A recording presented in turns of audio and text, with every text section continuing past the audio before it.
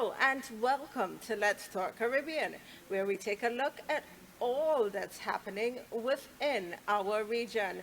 On this evening's episode, U.S. Vice President announces more than $100 million to help Caribbean. St. Kitts Water Department to disconnect customers with leaking pipes. Police in St. Kitts say a connection between the peace program and recent upsurge in violent crimes.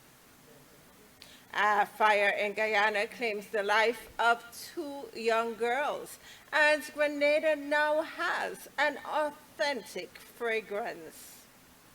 When we come back, we look at the details.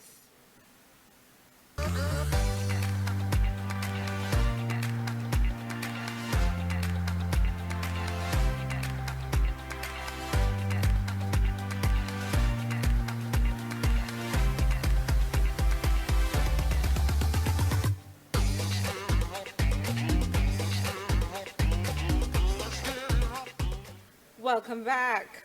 U.S. Vice President Kamala Harris announced on Thursday that the U.S. is investing more than $100 million in the Caribbean region.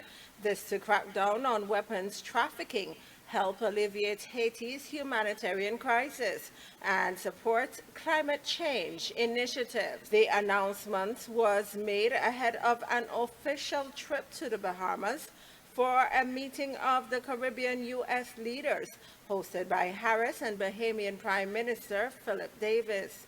As a part of the initiatives, the U.S. Justice Department expects to appoint a coordinator to oversee cases involving illegal weapon smuggling in the region, as island nations report a rise in violent crimes. In addition, the State Department vowed to help improve forensic work in the region, help strengthen local police departments, and support a unit based in Trinidad and Tobago, aimed at helping islands solve gun-related cases and provide training for the collaboration and analysis of related intelligence. The U.S., with help from the U.K., also will establish a program in the Eastern Caribbean to mentor local judges and prosecutors in a bid to improve prosecutions of gun-related crimes, as island nations struggle with a backlog of cases. The State Department also expects to work with Haiti's National Police, a severely underfunded and understaffed agency struggling to quell a surge in gang violence, to help investigate and prosecute crimes with U.S. ties that involve gangs, weapons smuggling, and human trafficking. The initiative is considered key given that gangs are estimated to control up to 80% of the Haitian capital of Port-au-Prince, as killings and kidnapping soar across the metropolitan area and beyond. Harris announced that the U.S. Agency for International Development will invest nearly $54 million in Haiti to help fight a sharp rise in starvation and provide access to potable water and health care. Almost half of Haiti's more than 11 million people are facing acute food insecurity, and 19,000 are in catastrophic famine conditions. Another 10.5 million will go towards supporting Haiti's agricultural sector as poverty deepens. USAID also expects to invest $20 million to help Caribbean businesses that use technologies related to renewable energy and efficiency. Another nearly $15 million will be used to boost emergency response and preparedness across the region. Additional funds will help low-lying island nations whose economies largely depend on tourism prepare and adapt to climate change. The St. Kitts Water Department has warned customers that services to their homes and businesses could be shut off if they do not take steps to conserve the vital resource. The comments from the Water Department came as it confirms that it has reservoirs which are completely dependent on rainfall, and have only received 60% of what is needed to supply the island with 24-hour service. The department said, quote, "As a result, we are facing severe water restrictions. A water rationing schedule has been put in place whereby water will be closed off every evening around 8 p.m. to 5 a.m. Residents are therefore encouraged to store water to meet their needs during this interruption in their supply," the department said in the statement. All consumers are encouraged to check their premises for leaks and have them repaired immediately. Consumers who fail to have their leaks repaired will be disconnected. End of quote. The department said it is working to increase its water production to enable 24-hour supply. A fire in Guyana has claimed the lives of 2 young girls. The Guyana Fire and Rescue Service, GFS, identified deceased as 9-year-old Anamika Hardat, who was disabled, and her sister, 3-year-old Shamina. GFS reported the deadly blaze occurred just after 1 p.m. on Wednesday at a 2-story wooden and concrete house that the girls shared with 10 other family members. The sisters were left at home in the East Coast Demerara without adult supervision, the GFS said in a statement. The GFS said it sent fire tenders to extinguish the blaze, but the home was gutted. In St. Kitts, Assistant Commissioner of Police Adolph Adams says that the recent upsurge in violent crimes can be traced back to abuse of the PEACE program.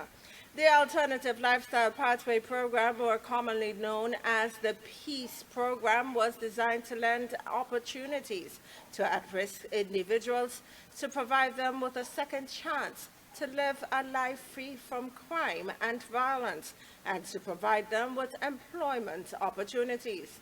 However, according to ACP Adams, some of the participants began to take advantage of the system.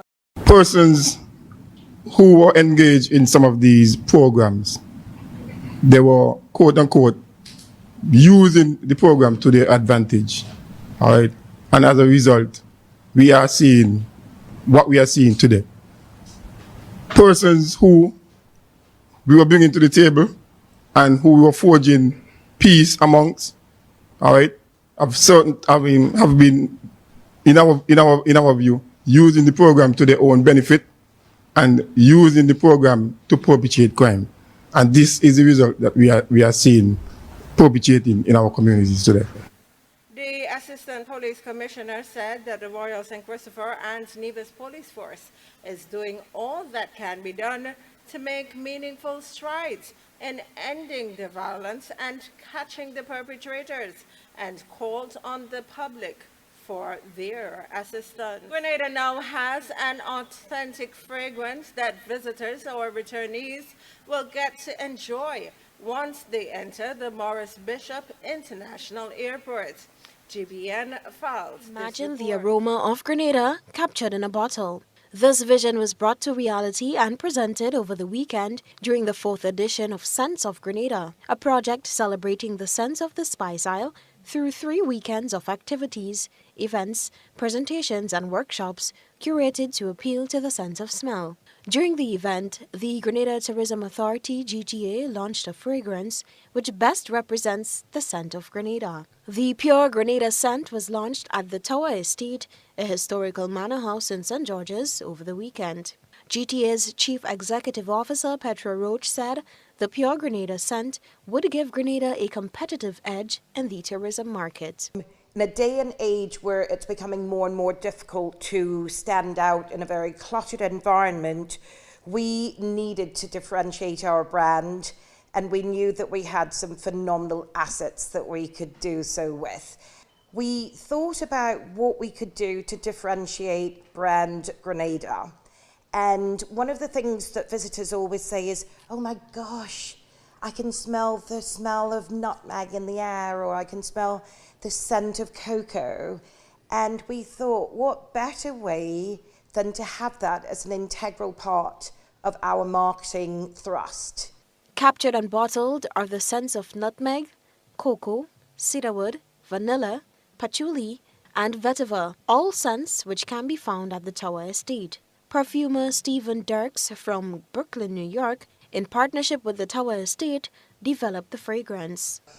Petra was very strong in her focus on what it should be about, and in a lot of our discussions, establishing, of course, there are some key spices and notes that are associated with the island, and they're represented, but it was the sensibility and the mood that Petra wanted to experience. And me, as a perfumer, I could then interpret that in my craft, but it was always directed and refocused on that original vision, which was the idea of a sense of comfort and calm and an energizing quality that Petra felt and that Grenadians feel. International perfume groups, casual tourists and students, local farmers and manufacturers are offered 3 Scents of Grenada weekends of activity each year. The next 2 weekends would be held on September 7th to 11th and January 11th to the 15th,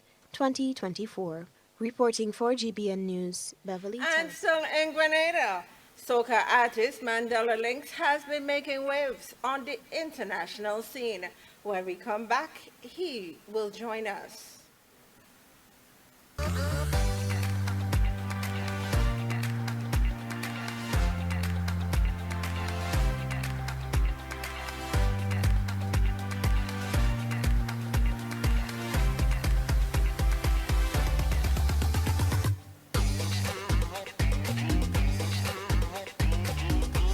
So when I dead, put jab on me tombstone.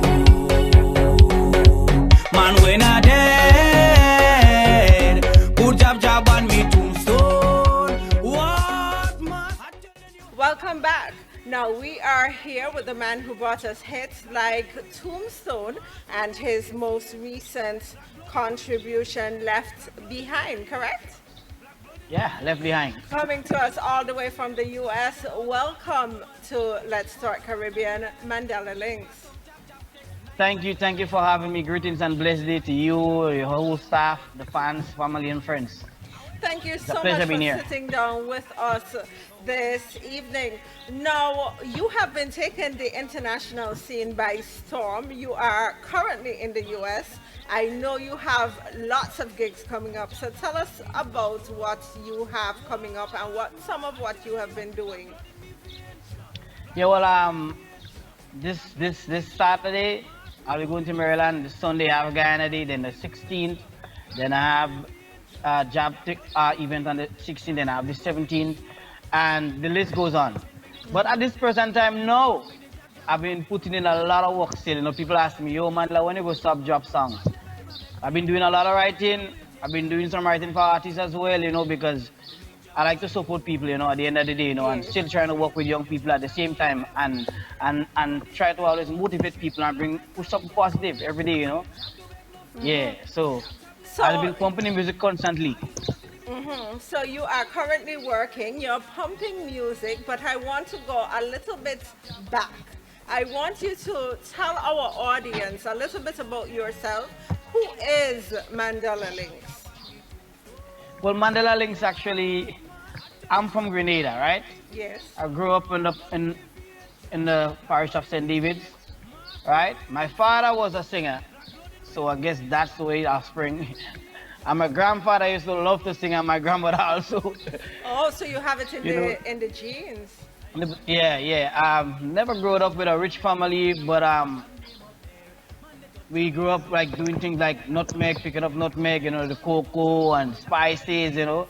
We used to have to joke that from a long way, making coconut oil so that we could go to school and all them kind of stuff. So life was tough. But as a young man at the age of 5, you know, I realized that I had a special passion for music. So I started off from 5 years old to write music.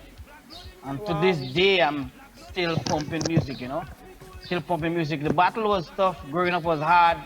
you know, going to school. Sometimes my mom used to give us sometimes $5 a day. I go to secondary school just a bus. You know, you're looking at people eating and you can't eat.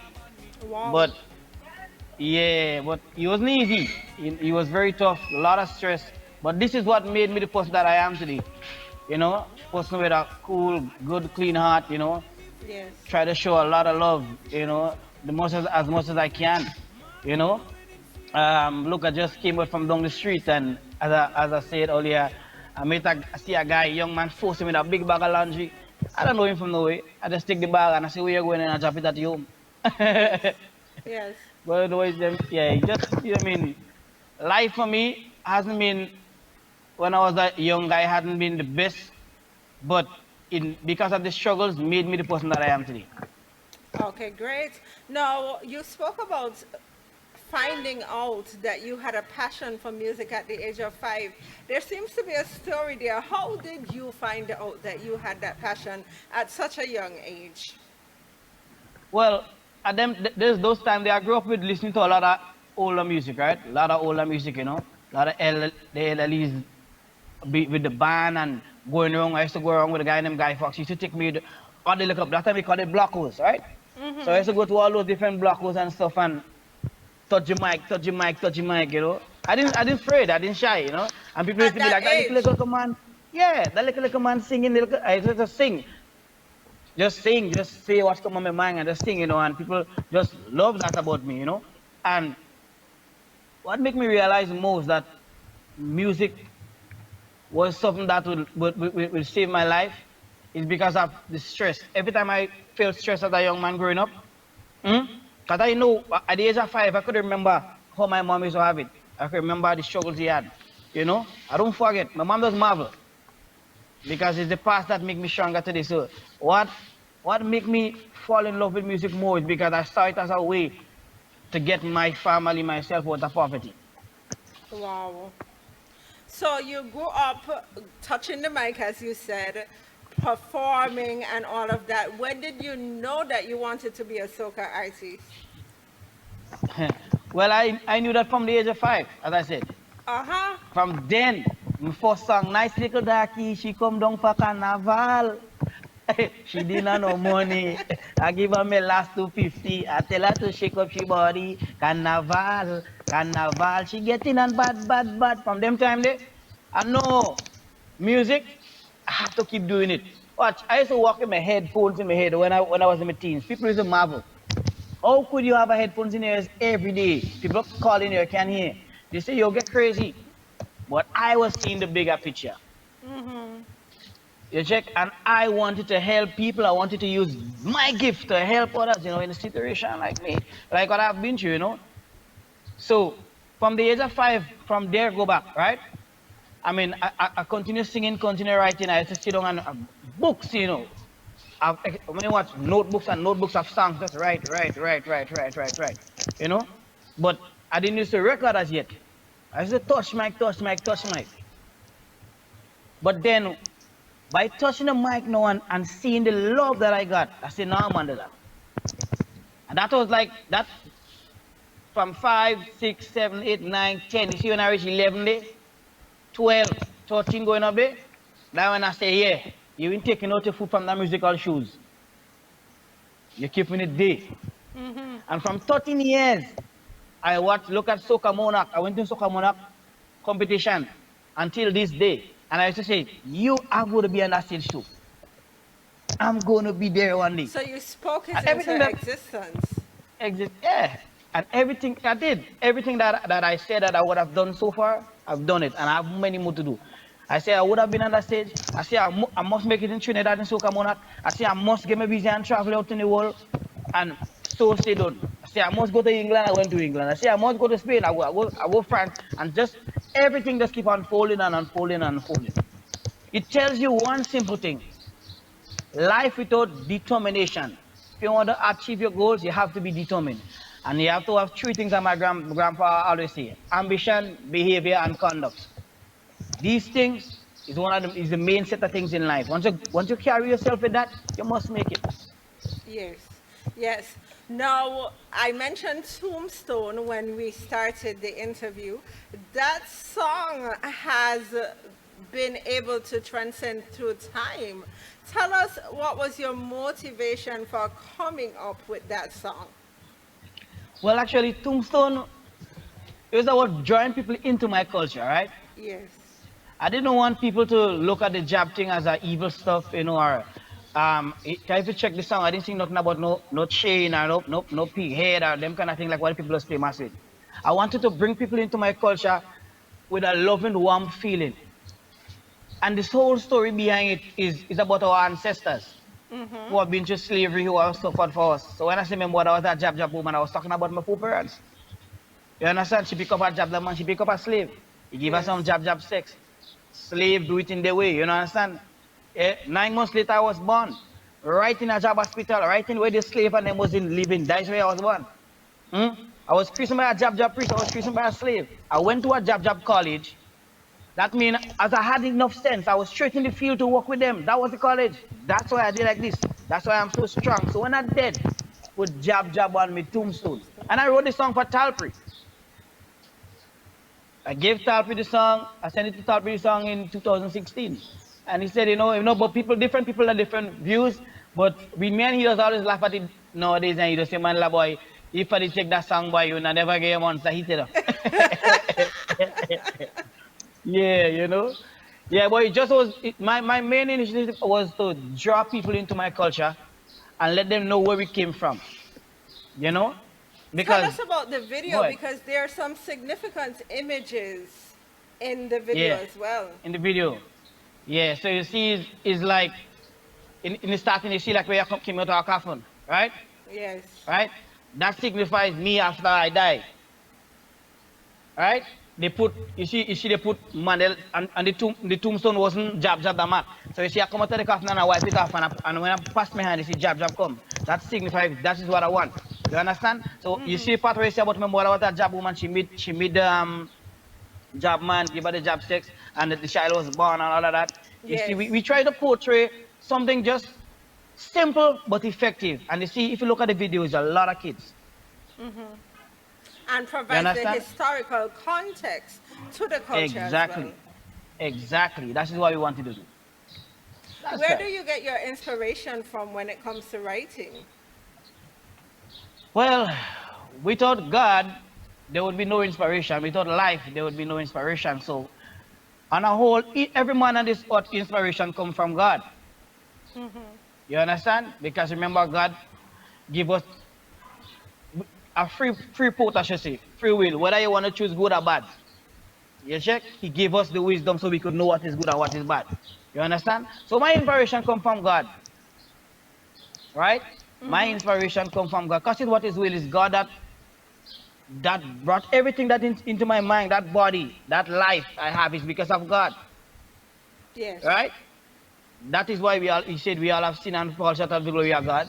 So even though I think of negative, it's what's in me because we were born with sin. You understand? You check?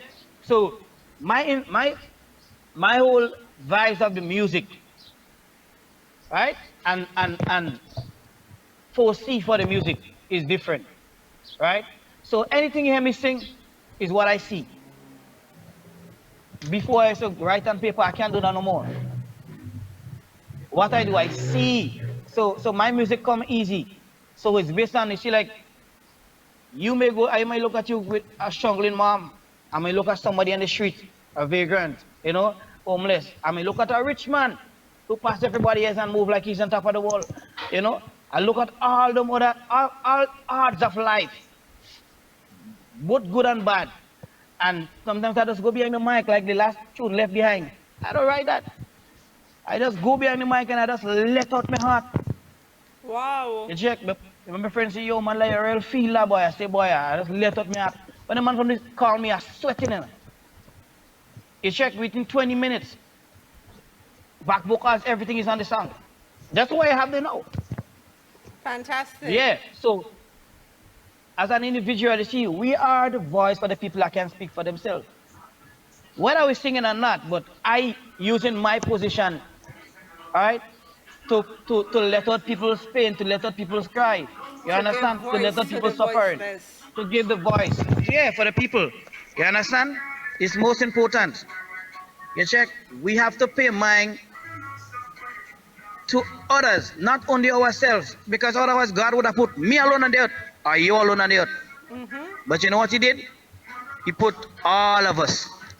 So we could love, support, cherish, stand up for each other in times. You understand? And sometimes we even die together on the battlefield. Because life on a whole is a battle. Yes. So I want Yeah. to talk a little bit about your personal life because you are known as the job ambassador. But who is Mandela the family man? Yeah, well, Mandela Links, the family man, oh gosh. Oh, a very loving daddy, you know, and very loving father, very loving husband to his wife. You know, everything that I do, my family is involved. So I go fishing with my family. We go to hold crabs. We go out on the beach together. We go to hike together. We do everything together. When I have to sing, my wife and kids come in the van. Wherever we are at a performing Grenada, they come sit in the van for all the hours, wait until I done sing. And then we go home together. So everything. When I'm out here, my kids have homework. Even though like the other day I was in the middle of a show. And my daughter said, Daddy, I need help. Just backstage, just to hit the stage.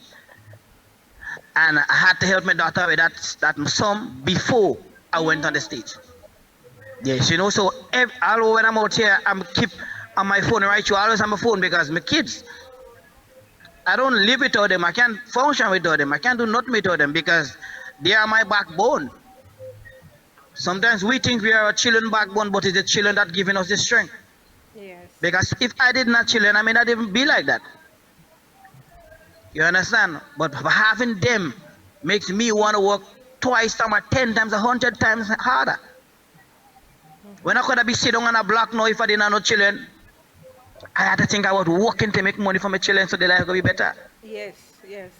So I'm the person now that my heart for my children, my love for my children is out of this world. It's infinite. You know, when I'm like I don't sleep since I've been out here. I don't sleep in the night. I can't sleep. I can't sleep. After 8 this morning, I up. I can't sleep because my children not there. I call my wife. I say, girl, whoa. I say, you know, I miss all you. I say, I can't sleep at all, girl, every night. Because my children, they in there around me. Nobody come and say, Daddy, I lie down on my chest and hug Daddy. Daddy, I love you. They come and jump and hold on top of my head, the little ones, you know, and you know, Yes. come from school, hug me, say, Daddy, I love you. I'm how's you there and stuff, you know. It's like I'm back out in me. I say my back out in me. Because when I say my back out in me, my kids they come, Daddy, let me rub it for you. They come and rub my back for me. You know what I mean? My big daughter will say, hey, Daddy, come to your fingernail, man. Hey, come out in the land. Come. And my daughter, big daughter will do that, so cut it. You know what I mean? All my little son and them, all of them, it's just a love. Yes. It's just a love.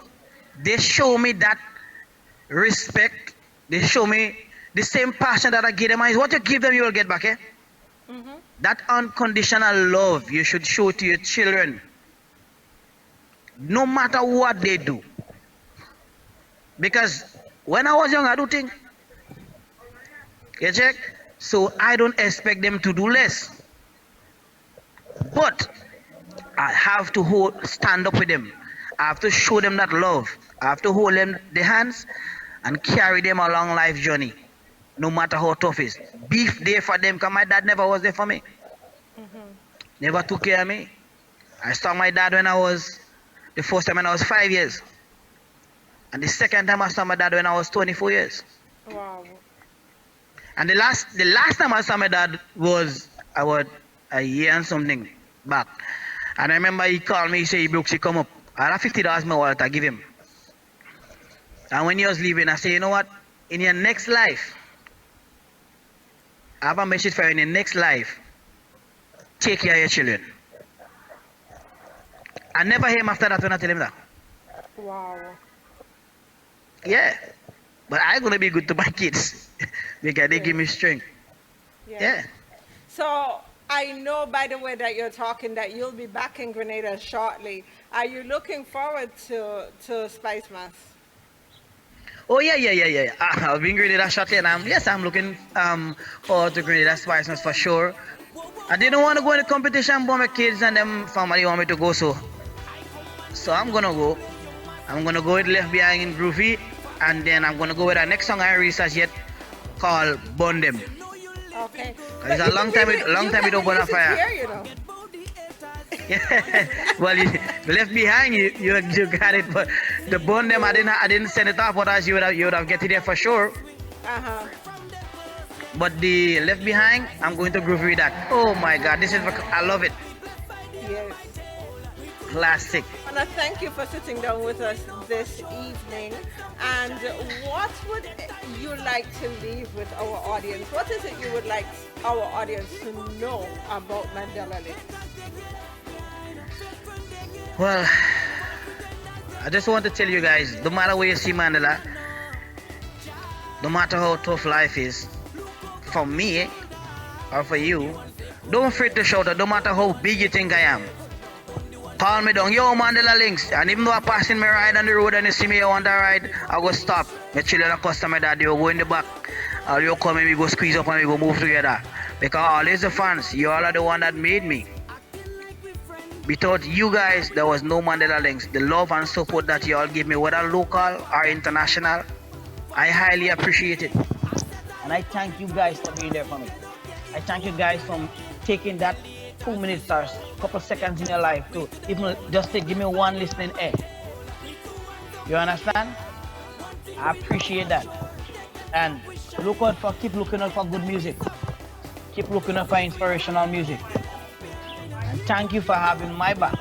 And I will always have your back. And always be there for you. God blessings and strength. Don't forget to pray. Love the people that surround you. Be good to people around you. No matter what someone do to you, be back good to them. Alright? Show them love. It doesn't matter. They just say 99 days for the thief and 1 day for the watchman. But here all the things just flip around. You may always be good to somebody and they have the worst thing to say about you. But the day you never look out for that person to come and give you help, that the day you might really need it, that person will show up and give you help. So don't watch what you do for people. Just leave a clean heart. Do it from your heart. Don't do it for fame. Don't do it for material things. Don't do it for people to look at you in a particular way. Do it from your heart. Because when you do from your heart, you do for God. Loving and blessings all the time. Ladies and gentlemen, Mandela Links, and this has been Let's Talk Caribbean. That was so...